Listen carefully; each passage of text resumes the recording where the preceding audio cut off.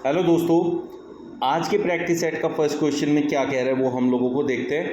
कौन सा घन खुली आकृति से बनाया जा सकता है। तो जब भी आपके पास एक खुली आकृति दी हो और उससे बंद करके पासा बनाना हो, ठीक है, तो वो हमेशा क्या करना होता है, पहले उसमें देखना है कौन किसके विपरीत आएगा। अगर विपरीत वाले साथ में आते हैं तो कभी भी वो पासा बन नहीं सकता। तो पहले विपरीत का कॉन्सेप्ट समझते हैं। ये खुले घन के अंदर आते हैं, ठीक है। अब यहाँ देखें तो पहले नंबर पे जो होता है वो हमेशा तीसरे नंबर के विपरीत होता है और जो दूसरा होता है वो चौथे नंबर के विपरीत होता है। इसका मतलब F जो है वो किसके विपरीत है, B के विपरीत है, ठीक है। और E जो है वो विपरीत है C के। तो ये दोनों साथ में नहीं आ सकते। F जहाँ आएगा वहाँ B नहीं आना चाहिए, अगर आगे तो वो नहीं बनाया जा सकता। और जो ये इधर अलग से निकला हुआ है और इधर अलग से निकला हुआ है, ये दोनों होते हैं एक दूसरे के विपरीत। तो A के विपरीत होगा D, ठीक है। अब हम बात करते हैं कौन कौन से हमें यहाँ पासे दिए हुए हैं, घन दिया हुआ है, ठीक है। तो हमारे पास A में देखें, हम लोग इसमें चलते हैं। जहाँ F है वहाँ देखो B नहीं होना चाहिए। F और B एक दूसरे के विपरीत है तो साथ में नहीं आ सकते हैं। और यहाँ साथ में आ गए F और B, तो ये नहीं बन सकता, इसे हटा देंगे। फिर यहाँ आए तो E, जहाँ E है वहाँ C नहीं होना चाहिए, यहाँ C है तो इसलिए ये भी नहीं बनेगा। फिर हम देखें A, जहाँ A है वहाँ D नहीं होना चाहिए, यहाँ D है तो ये भी नहीं बनेगा। अब यहाँ आते हैं B बनेगा, लेकिन इसे पूरा बना के दिखाता हूँ मैं। जहाँ F है उसके अंदर B नहीं होना चाहिए, साथ में देखो कहीं भी B नहीं है। जहाँ D है वहाँ साथ में A नहीं होना चाहिए, देखो इसके अंदर A भी नहीं है। जहाँ E होगा वहाँ C नहीं होगा, यहाँ C भी नहीं है। तो इसका मतलब आकृति B बनाई जा सकती है इस खुले हुए चित्र से। ये पासा बनाया जा सकता है, ऑप्शन बी वाला। निम्नलिखित प्रश्न में सादृश्यता को ज्ञात कीजिए। जो रिलेशन जे के एल एम का आई आई आई आई से है, पी क्यू आर एस का वही रिलेशन किससे होगा। अब यहाँ देखो जे जो है वो कितने नंबर पे होता है, 10, के होता है 11, एल होता है 12, एम होता है 13 और आई तो सारे के सारे 9 नंबर पे होते हैं। तो यहाँ देखें हम, तो हमें क्या करना है, इसमें से पहले 1 माइनस करना है, फिर हमें 2 माइनस करने हैं, फिर हमें 3 माइनस करना है, फिर हमें 4 माइनस करना है, ठीक है। तो पी क्यू आर एस को देखते हैं। P हमारा 16 नंबर होता है तो उसमें से 1 माइनस करते हैं तो 15 आता है और 15 पे O होता है। जैसे यहाँ जे के एल एम लगातार था तो सब में I बन रहा था, तो ऐसे पी क्यू आर एस लगातार है तो सब में O बनेगा। लेकिन हम पूरा बना लेते हैं ताकि आप लोगों को इसका पता चले। Q 17 पे है तो फिर हमें देखो दूसरे वाले में से -2 करना था, तो -2 करेंगे तो फिर से 15 आ रहा है, 15 पे फिर से वो होता है, ठीक है। अब R जो है वो 18 पे होता है, लेकिन तीसरे वाले में से हमें -3 करना था, तो -3 करेंगे तो फिर से 15 और 15 पे फिर से वो हो जाएगा। फिर S देखेंगे तो ये 19 होता है, 19 में से हमें 4 माइनस करना है, फिर से हमें 15 मिलने वाला है, तो सब में O आ जाएगा। ऑप्शन बी करेक्ट आंसर हो जाएगा। लुप्त संख्या ज्ञात करें, मतलब या फिर कह ले श्रृंखला को पूरा करें। यहाँ क्वेश्चन मार्क की प्लेस पर क्या आएगा हमें पता करना है। तो 1, 3, 6, 11, 18 और ऑप्शन भी ज़्यादा बड़ा नहीं है, सारी संख्याएं छोटी छोटी हैं और सारी पास पास हैं, तो इसलिए अंतर का फॉर्मूला लगाएंगे। ज़्यादा बड़ी बड़ी संख्याएं होती हैं तो हम क्या करते हैं, गुणा, वर्ग या फिर घनों का यूज़ करते हैं। लेकिन जब संख्याएं पास पास हों तो सिर्फ हम अंतर का प्रयोग करते हैं। जैसे 1 और 3 में 2 का अंतर है, 3 और 6 में 3 का अंतर है, 6 और 11 में 5 का अंतर है, 11 और 18 में 7 का अंतर है, ठीक है। अब यहाँ देखें तो क्या पैटर्न मिल रहा है, 2 एक अभाज्य संख्या, 3 एक अभाज्य संख्या, 5 एक अभाज्य संख्या, 7 एक अभाज्य संख्या, तो अगली संख्या होगी 11। तो 11 का अंतर होगा। बहुत से बच्चे क्या करते हैं, यहाँ अंतर ढूंढते हैं। जैसे 2 और 1 3, 3 और 2 5, 5 और 2 7, अब आगे 7 और 2 9 करेंगे, 18 और 9 27 हो जाएगा, जो कि गलत है यहाँ, ठीक है। यहाँ हमें करना है 11 ऐड। वो क्यों, देखो 1 फिर 2 फिर 2, अगर यहाँ इससे बढ़ के संख्या ही है तो आगे भी बढ़ के ही संख्या आनी चाहिए थी। तो जो यहाँ अंतर का अंतर है वो पैटर्न नहीं बना रहा है, इसलिए अंतर के अंतर पे नहीं जाएंगे, हम लोग जाएंगे यहाँ अभाज्य संख्या के कॉन्सेप्ट पे। तो इसलिए 11 का यूज करेंगे, तो 11 और 18 होता है 29, तो क्वेश्चन मार्क की प्लेस पर 29 होना चाहिए। ये हमारा करेक्ट आंसर होगा। निम्नलिखित प्रश्न में त्रिभुज की संख्या ज्ञात करनी है। तो इसके लिए सबसे पहले आप ये वर्ग वाला कॉन्सेप्ट लगाएंगे। अगर वर्ग में ऐसे करके क्रॉस बना होता है या ज़्यादा लाइनें खींची होती है एक कोने से दूसरे कोने तक, तब यहाँ नंबरिंग करते हैं बढ़ते क्रम में 1 2 3 4, और जो सबसे बड़ा नंबर होता है उसका डबल हमारा आंसर होता है। उतने त्रिभुज होते हैं इसके अंदर। तो ऐसी रेखाएं देखो हमारे पास पूरे त्रिभुज में ये खींची हुई हैं। तो एक ये, दो ये, तीन ये, चार ये, तो 4 दूनी 8 त्रिभुज आपको यहीं से मिल जाएंगे। फिर दूसरा जो कॉन्सेप्ट यूज करते हैं इसके अंदर वो है त्रिभुज के अंदर लाइन। जैसे ये एक आपके पास त्रिभुज है, एक लाइन ऐसे आई है, तो यहाँ से हमेशा 3 त्रिभुज मिलते हैं। तो ऐसी एक त्रिभुज यहाँ पर दी हुई है, 3 यहाँ से मिलेंगे। ऐसा ही एक यहाँ पर दिया हुआ है, 3 यहाँ से मिलेंगे। ऐसा ही एक यहाँ पर दिया हुआ है, 3 यहाँ से मिलेंगे। ऐसा ही एक यहाँ से आएगा 3। तो एक कोने पे 3, दूसरे कोने पे 3, 3 6 3 तीनों 3 चौक 12। फिर हम लोग देखते हैं कि कोई कंबाइंड फिगर होके त्रिभुज तो नहीं बन रहा है, ठीक है। कंबाइंड होके जैसे यहाँ से देखें ये बन रहा है एक, लेकिन ये बड़े वाले में ऑलरेडी काउंट हो चुका है। फिर यहाँ से जाएंगे तो यहाँ से ऐसे करेंगे तो ये भी काउंट हो चुका है। तो बाकी कोई भी मिक्स वाला यहाँ पे त्रिभुज नहीं है। देयरफॉर हम कहेंगे 12 और 8 20, टोटल 20 त्रिभुज यहाँ मौजूद है। ऑप्शन ए करेक्ट आंसर हो जाएगा। निम्नलिखित श्रृंखला को ज्ञात करना है। तो जब भी आपके पास ऐसे अल्फ़ाबेट की सीरीज बनी हो और क्वेश्चन मार्क की प्लेस पर पूछो क्या है, तो आप पहले लेटर को पहले लेटर से कंपेयर करेंगे, फिर पहले लेटर से, फिर पहला लेटर, ऐसे आपको मिल जाएगा। लेकिन इसमें भी ध्यान रखना है, पैटर्न बन रहा है तो पहला लेटर पहले लेटर से, अदरवाइज़ पहला हम लास्ट वाले लेटर से भी कंपेयर करते हैं कभी कई बार। तो अभी हम देखते हैं, इनको बदल देते हैं नंबर्स में।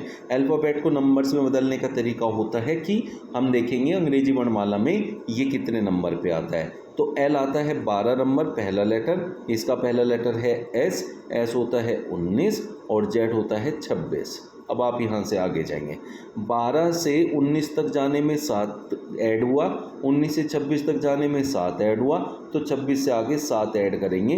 तो 26 से आगे 7 ऐड करके तो एक नंबर आएगा, मतलब 27 पे जाएंगे तो ए हो जाएगा। तो सीधा हम कह सकते हैं कि 7 नंबर पे कौन आता है। तो 7 नंबर पे जी आता है, तो पहला लेटर हमारा जी हो जाएगा, यहाँ हमारा करेक्ट आंसर। फिर इसलिए ये पैटर्न बिल्कुल सीधा सीधा बना 7 के अंतर पे, तो इसका मतलब पहला लेटर पहले से और दूसरा लेटर दूसरे से कंपेयर होगा। तो आगे हम जाएंगे, जैसे यहाँ ओ है 15, वी होता है 22, सी होता है 3। अब देखो 3 भी कह सकते हैं, जेड होता है 26 पे ख़त्म, और ए होता है हम मानते हैं 27 नंबर, बी 28 होगा और सी होगा 29। अब आप देखें यहाँ, अगर 22 से मैं 29 पे जाऊँ तो 7 का अंतर, 15 से 22 पे जा रहा हूँ 7 का अंतर, इसका मतलब मुझे सी से आगे जाना है, 7 आगे। अब सी वैसे तो 3 नंबर होता है ना, इसमें 7 जोड़ूंगा तो 10, और 10 पे कौन होता है, जे होता है, तो दूसरा लेटर आएगा जे, जी जे। जी जे अगर एक से ज़्यादा ऑप्शन में है तो हम लोग आगे करेंगे, अदरवाइज़ यहाँ देखें सिर्फ एक ही ऑप्शन में जी जे है, तो इसलिए यही मेरा करेक्ट आंसर हो जाएगा। क्यों पुत्री है ए की। जब भी आपको ब्लड रिलेशन का, रिश्ते संबंधी क्वेश्चन कोई भी मिलेगा भाई, वहाँ आपको ग्राफ तैयार करना है। उसने कहा क्यों पुत्री है ए की। ए या तो उसका पिता होगा या तो माता होगी, तो इसलिए बड़ा रिश्ता है, तो बड़ा रिश्ता ऊपर और छोटा रिश्ता नीचे। क्यों क्या है, उसकी पुत्री है, तो यहाँ हम लिख लेते हैं। अब ए का हमें नहीं पता चला इसलिए उसे नहीं लिखेंगे। जे भाई है क्यों का, क्यों का भाई कौन है, जे, तो इसे यहाँ भाई लिख देंगे। अब ये भाई बहन हो गई, ये हमें पता चल गया, इनका या पिता या माता जो है वो ए है। जे पुत्र है आर का, अभी तो हमें पता चला जे पुत्र है ए का, अब उसने कहा जे पुत्र है आर का, तो इसका मतलब आर भी इनसे संबंधित है, ठीक है। जे पिता है एस का, एस का पिता है जे। यदि यह दिया गया है कि ए माता है क्यू की, ए अगर माँ है तो आर जो है वो पिता होगा इनका। अब यहाँ से हमारा पूरा का पूरा जो ग्राफ तैयार हो गया, इससे पता चलता है कि ए और आर विवाहित है, उनके 2 बच्चे हैं, एक जे एक क्यू, जे पुत्र है क्यू पुत्री है, और जे का एक बच्चा है एस। अब उसने कहा आर का किसके पीछे लगा है, आर के, तो आर क्या लगेगा, एस का। देखो आर के पुत्र का पुत्र जो है वो क्या कहलाएगा, पोता, ठीक है। अब जे पिता है एस का, अब एस का उसने बताया नहीं कि ये लड़का है या लड़की है, तो एस को नहीं डिफाइन कर सकते कि पोता है कि पोती है, लेकिन आर को डिफाइन कर सकते हैं। ऐसी लड़का हो या लड़की हो, आर तो उनका दादा ही रहेगा। और आर के बारे में पूछा गया है तो हम कहेंगे ग्रैंडफादर, मतलब दादा उनका। एक कूट भाषा में केमिस्ट्री को NFIDITUSZ लिखा जाता है। तो अब हम क्या करेंगे, ऐसे आप लोग ध्यान से देखेंगे इसको कंपेयर करके मैं आपको बताता हूँ कैसे कैसे पैटर्न इसमें यूज़ हो सकते हैं। अब यहाँ केमिस्ट्री को हमने क्या लिखा है, केमिस्ट्री से बना है हमारा NFIDITUSZ,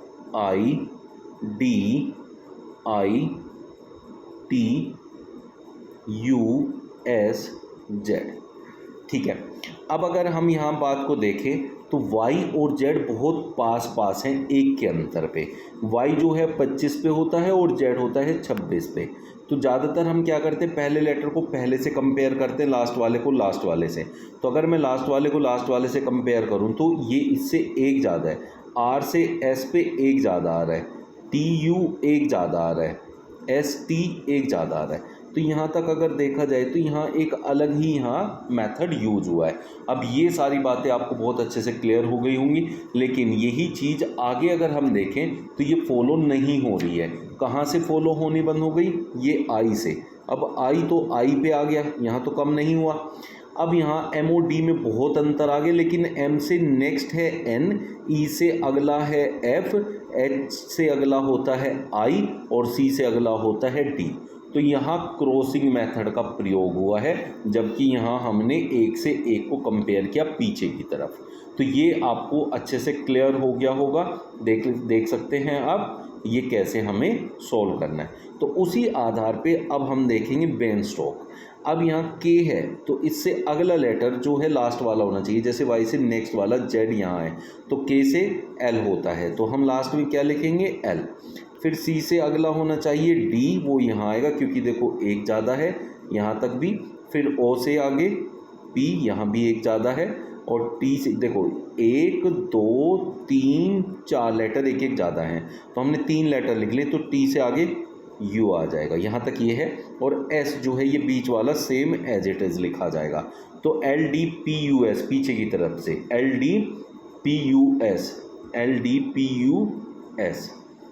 LDPUS LDPUC आ गया, जबकि यहाँ S आना चाहिए। तो ऐसा पैटर्न सिर्फ ऑप्शन C में बन रहा है, तो ये आपका आंसर हो जाएगा। बट हम इसे पूरा कर लेते हैं। पूरा करने के लिए अब हमें कहाँ पे पहुँचना है, N से। तो N से अगले वाला यहाँ पहले नंबर पे आएगा, ऐसे क्रॉस होके, है ना। N से आगे क्या होता है, O होता है, तो सबसे पहले नंबर पे O होगा। A से अगले वाला यहाँ आएगा, A से अगला B होगा, और E से अगला फिर लिखा जाएगा F, और B से अगला यहाँ OBFC। देखो OBFC S as it is रहेगा और पीछे वाला चेंज हो गया, तो ऑप्शन C आपका करेक्ट आंसर हो जाएगा। 92 A 42 B 32 बराबर 56, मतलब 92 42 और 32 का प्रयोग करके हमें 56 लाना है। अगर आपके पास ऐसे कोई भी कोडिंग वाला क्वेश्चन होगा और उसमें कोई लेटर रिपीट होगा, जैसे यहाँ इसके पीछे भी 2 लिखा है, इसके पीछे भी 2 लिखा है, इसके पीछे भी, तो हमेशा याद रखना इससे हमें कोई आंसर नहीं मिलने वाला, इसका हमें कोई प्रयोग नहीं करना है। बस हमें 9, 4 और 3 का प्रयोग करके 56 लाना है। अब 56 एक बड़ी संख्या, और बड़ी संख्या गुणा या फिर वर्ग से आती है। अब हम अगर 9 का वर्ग करें तो 81 होता है, 4 का वर्ग करें तो 16, और 3 का वर्ग करें तो 9। अब 16 और 9 25। अब देखें तो 81 से 25 कम ही तो 56 होता है। इसका मतलब पहले के वर्ग में से बाद के दोनों संख्याओं के वर्ग करके घटाए गए हैं।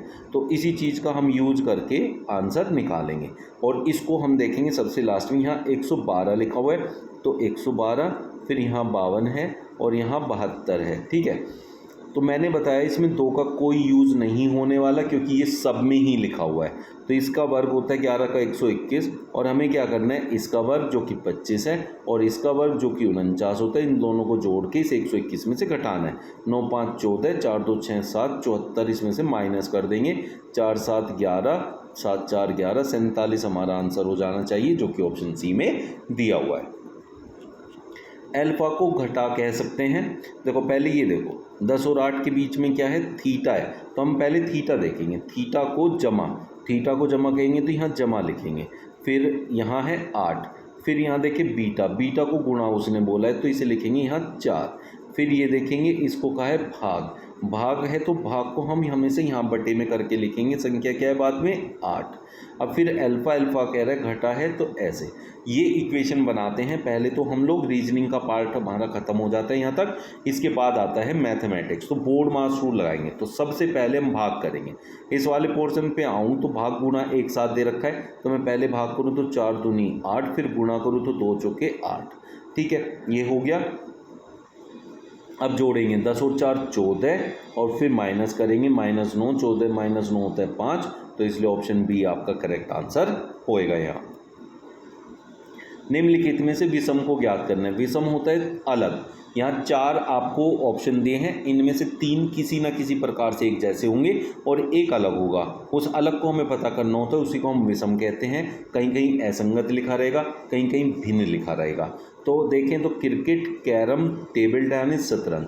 कैरम, टेबल टेनिस और शतरंज एक प्रकार के हैं क्योंकि वो तीनों के तीनों इंडोर हैं, किसी छत के अंदर खेले जाते हैं। जबकि क्रिकेट खुले मैदान में खेला जाता है। तो ऑप्शन ए हमारा करेक्ट आंसर हो जाएगा। 2 के विपरीत क्या आएगा? जब आपको कई सारे पासे दिए हों और उसमें किसी एक पर्टिकुलर संख्या के विपरीत पूछा हो, तो आपको देखना है ज़्यादा अगर स्थिति दी हो, जैसे यहाँ 4 स्थिति दी हैं, तो ज़्यादा स्थिति का हमेशा एक ही रूल होता है कि आपको ये देखना है कि 2 के विपरीत पूछा है तो ये देखो 2 के साथ कौन कौन है, क्योंकि ज़्यादा स्पेस पे साथ वाले सारे मिल जाते हैं। तो 2 के साथ आ गया 3 और 4। 2 के साथ यहाँ 1 और 3, 1 हम पहले ही यहाँ लिख दिया, 3 हम पहले ही देख चुके हैं। 2 के साथ 6 और 4, 4 हमारा पहले ही आ चुका है तो हम 6 लिख देंगे। अब जो इसके साथ आ चुके हैं वो इसके विपरीत कभी भी नहीं आएंगे। तो इसमें टोटल क्या होता है? पासे में टोटल 6 जगह होती हैं। 6 में से हमारे पास 1 2 3 4 5 जगह आ चुकी है, तो छठी जगह वही बची है। तो जो 2 के विपरीत है वो है 5। सिर्फ 5 नहीं आए यहाँ, इसलिए 2 के विपरीत हो जाएगा 5। कथन और निष्कर्ष के जो क्वेश्चन है वो हम लोग करते हैं वैन आरेख से। तो इसमें देखिए वैन आरेख कैसे बनेगा। उसने कथन में कहा सभी शहर नगर होते हैं। तो शहर जो हैं, ये शहर हम अगर बना दें तो सारे के सारे शहर जो होंगे नगर हैं। नगर का मतलब ये पूरा का पूरा पूर्णतः समाहित है नगर के अंदर। तो सारे शहर हो गए नगर। उसने कहा कुछ शहर गांव होते हैं, तो शहर का कुछ हिस्सा गांव में जाएगा। तो शहर का कुछ अगर मैं हिस्सा लेने लगूंगा, ये हिस्सा अगर मैंने ले लिया, तो साथ साथ में नगर वाला हिस्सा भी तो आ गया उसके अंदर। तो ये क्या हो गया? गांव हो गया। तो इससे हमें पता चल गया कि ये कुछ हिस्सा जो है नगर है, तो कुछ गांव नगर हो गए और कुछ नगर गांव हो गए, है ना। ये भी हो गया हमारा। अब उसने कहा सभी गांव नगर होते हैं। ये वाला हिस्सा जो है गांव का, वो नगर तो नहीं है, तो इसलिए गलत हो गया। कोई गांव नगर नहीं है। ये वाला हिस्सा जो है, कुछ तो गांव नगर होंगे ना, तो ये हिस्सा है, वो कह रहा है कोई भी नहीं है, तो ये भी गलत होगी क्योंकि कुछ तो है ही ना। कुछ गांव नगर होते हैं, तो ये वाला हिस्सा वो है जो कुछ गांव नगर है। तो इसलिए सिर्फ निष्कर्ष 3 यहाँ सही निकलता है, बाकी दोनों गलत है। दर्पण प्रतिबिंब ज्ञात कीजिए। दर्पण प्रतिबिंब जब भी निकालना है तो आपको देखना है जो प्रश्न आकृति में बाईं तरफ है वो इधर उत्तर आकृति में दायां हो जाएगा, और जो इधर दायां है वो बायां हो जाएगा। ठीक है, अब हम यहाँ देखें तो ये दाईं तरफ इकलौता है, यहाँ ऊपर की तरफ ये काला हिस्सा। और दूसरी बात याद रखनी है कि जब भी दर्पण प्रतिबिंब निकालोगे, ऊपर का हिस्सा ऊपर और नीचे का नीचे रहेगा, वो नहीं बदलता है। तो हमें ऊपर देखना है, यहाँ किधर देखो, ये दाईं तरफ है तो उत्तर में बाईं तरफ होगा ये वाला हिस्सा। तो ये वाला हिस्सा इसमें बाईं तरफ है, ठीक है, इसमें बाईं तरफ है, इसमें बाईं तरफ है। लेकिन इसमें अगर हम दाईं तरफ देखें तो क्या है, ये नीचे की तरफ काला हिस्सा और एक डॉट। तो ये किधर जाना चाहिए? ये दाईं तरफ जाना चाहिए। दाईं तरफ जाना चाहिए, तो ये काला हिस्सा तो आ गया दाईं तरफ, लेकिन डॉट इधर आ गया जो कि गलत बनाता है, और ये तो है ही गलत पहले वाला। तीसरे में देखें तो ये ऊपर काला और नीचे डॉट आ गया, दाईं तरफ आ गया, ये बन गया, जबकि ये इसमें भी बाईं तरफ ही आ गया, तो ये भी गलत हो गया। तो ऑप्शन सी आपका करेक्ट आंसर हो जाएगा। लुप्त संख्या ज्ञात करनी है, तो इसमें हम क्वेश्चंस को ऊपर से नीचे की तरफ या फिर लेफ्ट से राइट की तरफ ऐसे सॉल्व कर सकते हैं। तो अगर मैं 10 4 2 का प्रयोग करके 12 लाने की कोशिश करूं तो कैसे आ सकता है, देखते हैं ध्यान से। तो 10 और 12, 10 से बड़ा है 12, तो मैं अगर कहूँ 10 दूनी 20, इन दोनों की गुणा करूँ तो 20 हो गया। अब 20 के पास तो आ गया 12, लेकिन इतना भी पास नहीं है कि 1-2 का अंतर हो। कितना दूर है? ये इससे 8 दूर है, तो 20 में से 8 जाए तो 12 बन जाए। तो 8 4 और 2 का प्रयोग करके बन सकता है, क्योंकि 4 दूनी 8 होता है। तो यही चीज़ हम जो है ना नीचे लगा के देखेंगे। तो हमने ऊपर क्या किया, पहले और आखिरी की गुणा की, तो यहाँ भी कर लें, पहले और आखिरी की गुणा 8 हो गई। फिर हमने क्या किया, दूसरे और तीसरे की गुणा करके माइनस किया, तो 5 एकम 5 माइनस किया, तो ये आना चाहिए इधर वाला, इधर 3 है तो 3 ही आ गया। तो इसका मतलब हमने सही किया है। आपको समझ में आया होगा कैसे हम लोग इसमें लॉजिक लगाते हैं। तो इसी लॉजिक को लगाते हुए हम अपना आंसर फाइंड करें। तो क्या करना है, 7 और 3 की गुणा करनी है 21। अब इन दोनों की गुणा करके ऐसा नंबर लाना है जिसमें से माइनस करके उसे 15 आ जाए। तो 21 में से 6 माइनस होता है तब 15 आता है। तो इसका मतलब इन दोनों की गुणा क्या है, 6 है। और 3 की किससे गुणा करोगी, 6 हो जाए 2 से, तो क्वेश्चन मार्क की प्लेस पर क्या होना चाहिए, 2। तो इसलिए ऑप्शन सी करेक्ट आंसर होगा यहाँ। प्रतीक चिन्ह अल्फा के विपरीत फलक पर कौन सा प्रतीक चिन्ह आएगा, अल्फा। तो आप देखो अल्फा के साथ कौन कौन है। अगर 2 से ज़्यादा स्थिति दी हैं, यहाँ दी है टोटल 3 स्थिति, तो इसका मतलब हमेशा आपको कैसे ढूंढना है, जो साथ में होंगे वो ढूंढने हैं। तो अल्फा के साथ ये आ रहा है, अल्फा के साथ ये आ रहा है, तो ये दोनों आ गए 1 2। अल्फा के साथ एक ये आ रहा है, एक ये आ रहा है, ये चारों चिन्ह अलग अलग हैं, ठीक है। तो रिपीट भी नहीं हुआ कोई, इसका मतलब ये चारों इसके साथ नहीं आ सकते। टोटल होते हैं 6, उनमें से एक ये हो गया, तो 5 चिन्ह का पता चल गया। इन चिन्हों से अलग जो भी चिन्ह बचा है वो उसके विपरीत हो जाएगा। वैसे देखो ना भाई, मैंने क्या बोला, अल्फा के साथ कौन कौन आ गया, देखो यहाँ गामा आ गया पहले वाला, ये वाला, फिर ये बीटा आ गया, है ना, ये हो गया, फिर यहाँ देखो ये एन आ गया, एन जैसा है, मतलब वैसे तो ईटा बोलते हैं, और ये थीटा आ गया। अब बचा क्या है, सिर्फ एक ये बचा है चिन्ह जो इसके साथ नहीं आए, तो यही इसके विपरीत हो जाएगा। तो इसलिए ऑप्शन बी करेक्ट आंसर होगा यहाँ। किसी महीने के 3 दिन बाद 4 तारीख को शनिवार है। अब 3 दिन बाद बोले, 30 दिन बाद बोले, कुछ भी बोले, हमें इससे कोई मतलब नहीं, सीधा यहाँ से पकड़ो कि उसने कहा 4 तारीख को शनिवार है। तो हमें तो सीधी एक बात पता चल गई कि 4 तारीख को शनिवार है, और बाकी चीज़ें उसने जो है कंफ्यूज करने के लिए दी है। आपसे पूछा तो उस महीने की 27 तारीख को कौन सा दिन होगा। तो आपको एक बात समझाता हूँ, अगर 4 तारीख को शनिवार है तो किसी भी डेट में अगर हम 7 जोड़ देते हैं तो जो डेट आती है उस पर भी वही दिन आता है जो इस तारीख को था। तो 4 को शनिवार है तो 11 को फिर शनिवार होगा, 11 में 7 ऐड कर देंगे तो 18 हो जाएगा, 18 को फिर शनिवार होगा, 18 में 7 ऐड कर देंगे तो 25 आ जाएगा, 25 को फिर शनिवार होगा। उसने पूछा है आपका 27 को, 25 को अगर शनिवार है तो 26 को क्या होगा, रविवार, 27 को क्या होगा, सोमवार। तो ऑप्शन ए करेक्ट आंसर होएगा यहाँ। भाई वीडियो बढ़िया लग रहा है ना, तो लाइक करके जाना ज़रूर से, और ज़्यादा से ज़्यादा शेयर करना अपने दोस्तों तक। दी गई श्रृंखला में प्रश्न चिन्ह के स्थान पर क्या लिखा जाएगा। अब बहुत से बच्चे क्या करते हैं ना, इसमें 8, 24, 7, 15 और 17 में रिलेशन ढूंढने लगते हैं, लेकिन 8 से 24 बहुत दूर है, 24 से 7 फिर बहुत कम हो गया, 7 से 15 इतना ज़्यादा दूर नहीं, और 15 से 17 तो बिल्कुल पास में है। जब ऐसे अटपटा सा आपको सीरीज़ दे तो सीरीज़ में मत जाओ, फिर आप देखो उनके साथ जो अल्फ़ाबेट लिखा है वो क्या है। 8 के साथ एच लिखा है, और हमें पता है अंग्रेजी वर्णमाला में 8 नंबर पे ही तो एच आता है। 24 नंबर के साथ एक्स लिखा है, 24 पे ही तो एक्स होता है, 7 पे ही तो जी होता है, 15 पे ही तो ओ होता है, तो 17 पे पूछा है क्या होगा, और 17 पे होता है क्यू। तो ऑप्शन सी करेक्ट आंसर हो जाएगा यहाँ। दी गई आकृति में कितने लोग केवल 2 विषय ही पढ़ते हैं। इस क्वेश्चन को बहुत ज़्यादा बच्चे गलत करते हैं। उसने कहा केवल 2 विषय, केवल 2 विषय का मतलब होता है एक व्यक्ति केवल 2 विषय पढ़ेगा, ठीक है। जैसे गणित और भौतिक, तो इन दोनों में जो कॉमन होगा वो लेंगे। जैसे ये 5 है तो 5 कॉमन है, ये 5 व्यक्ति वो हैं जो गणित और भौतिक पढ़ते हैं, ठीक है।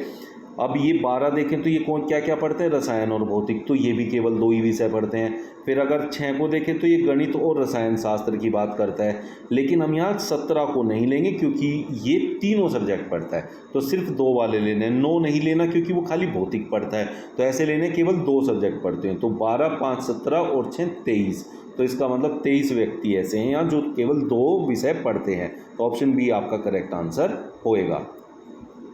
एक पेड़ पर 5 पक्षी बैठे हैं, कबूतर तोते के दाहिनी ओर बैठा है। तो जहाँ से क्वेश्चन स्टार्ट हुआ आप भी कर दो, और जो वो बोल रहे हैं वो बना दो। तो उसने कहा कबूतर तोते के दाहिनी ओर। अगर मैं कहीं भी तोता बना देता हूँ तो अपने सामने अगर रखेंगे तो आपके हिसाब से दाहिना इधर बनेगा, तो इधर कौन होना चाहिए, कबूतर होना चाहिए। तो ऐसे बनाना है आपको, ठीक है।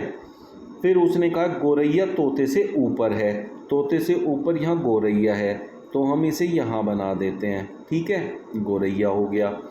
फिर उसने कहा कौवा कबूतर से अगला है। अब कबूतर से अगला या तो इधर हो सकता है या तो उधर हो सकता है, इधर की जगह तो भर गई तो उधर ही बैठाना पड़ेगा।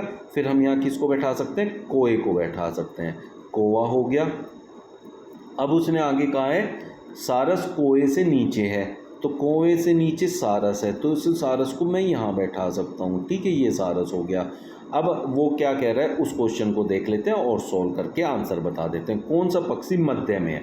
अगर इधर से चलूँ तो तीसरे नंबर पे कबूतर है, इधर से चलूँ तो तीसरे नंबर पे कबूतर है, जो दोनों तरफ से बराबर नंबर पे होता है वही बीच में होता है, तो इसलिए कबूतर हमारा करेक्ट आंसर होएगा। यदि वास्तविक समय 5:45 हो रहा हो, जब भी आपको वास्तविक समय दिया हो और आपसे पूछे दर्पण में क्या समय प्रतीत होगा, दर्पण का समय पूछा हो या दर्पण में देके वास्तविक पूछा हो, भाई मेरी आप लोगों से फिर भी ये रिक्वेस्ट है कि जो भी चैनल पे नए हैं चैनल को सब्सक्राइब कर लेना, बढ़िया लगेगा तो यार लाइक करना और ज़्यादा से ज़्यादा अपने दोस्तों को शेयर करना, ताकि उनको भी रीजनिंग में हेल्प मिल सके। ये जो डेली आपका रीजनिंग का प्रैक्टिस सेट आता है ये बहुत यूज़फुल होगा आपको हर एक कॉम्पिटिटिव एग्ज़ाम्स के लिए। बहुत बढ़िया से इंपॉर्टेंट क्वेश्चन लाने की मैं कोशिश करता हूँ डेली। चलिए, अब वो कह रहा है 5:45 हो रहा है, दर्पण में क्या समय होगा? वास्तविक समय देकर जैसे 5:45 दिया है, दर्पण में पूछ ले या दर्पण में देके वास्तविक पूछ ले, तो हमेशा आपको 11:60 में से माइनस कर देना है। 11:60 में से माइनस करके जो आएगा वो उसका उल्टा हो जाएगा। तो यहाँ 15 और यहाँ 6, तो 6:15 जो है वो वास्तविक समय है, वो माफ़ कीजिए वो दर्पण में समय दिखाई देगा, जबकि वास्तविक क्या था 5:45। तो इसलिए ऑप्शन डी आपका करेक्ट आंसर हो जाएगा। इनमें से कौन सा लीप वर्ष है, ये आप लोगों के लिए होमवर्क है, कमेंट करके बताना है इसका क्या आंसर होगा। देखते हैं कितने बच्चे इसका सही आंसर देते हैं। कल फिर मिलेंगे नए प्रैक्टिस सेट के साथ। Thank you.